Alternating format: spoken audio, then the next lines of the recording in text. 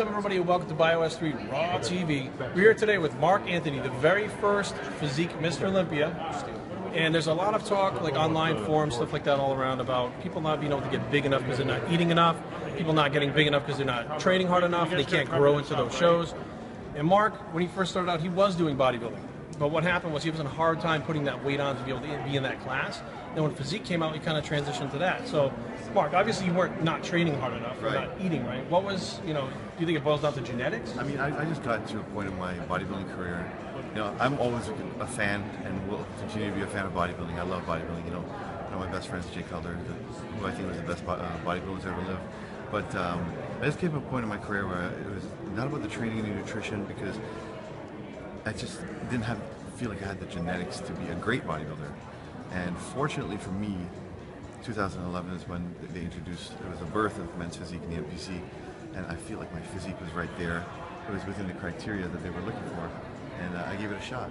But you were trying to get big for the bodybuilding classes, and it just, no matter what you did, it just... Yeah, I mean, I just wasn't really willing to compromise my health in any way, so I just continued training like a bodybuilder and eating like a bodybuilder to put muscles on in the right areas to maintain symmetry and some sort of mass. However, it just wasn't, I was not, for my height and my frame, I would have to be a heavyweight or a super heavyweight bodybuilder, and it just wasn't happening for me. So now, would you suggest that people, if they're having a hard time, go ahead and check out that physique? Obviously, that's what you're doing, so check out that physique division. Well, the physique division has created so much opportunity for me, and has created so much opportunity for most of the pro guys. And as you can see, the growth of men's physique in the NPC has just taken over. It's reaching out to a market of athletes that always wanted to be a bodybuilder, that potentially ran into the same situation as me, or just didn't want to look that large, but still wanted to, have an athletic look, muscular look, still be athletic. And I run into guys that are in a corporate world that can want to wear a suit, but in the gym, bulky and bulked up and shit like that. In the gym, they want to look muscular, or in their personal lives, So, it just comes down to a personal preference thing. I'll be turning 35 in 9 days, and like I said, I didn't want to compromise my health. I wanted to stay healthy. I wanted to be more agile, more athletic.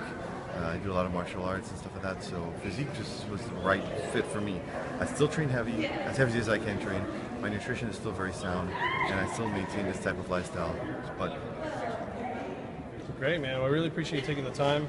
And that is a problem that I've always had, putting on the mass. And I always thought I wasn't training right. I was hiring different trainers and stuff. And when I heard Mark talking about it, I was like, you know what? Maybe it's just not in my genetics. So thanks for taking the time. I really appreciate it. Thank you. Sometimes you got to go with what God gives you. And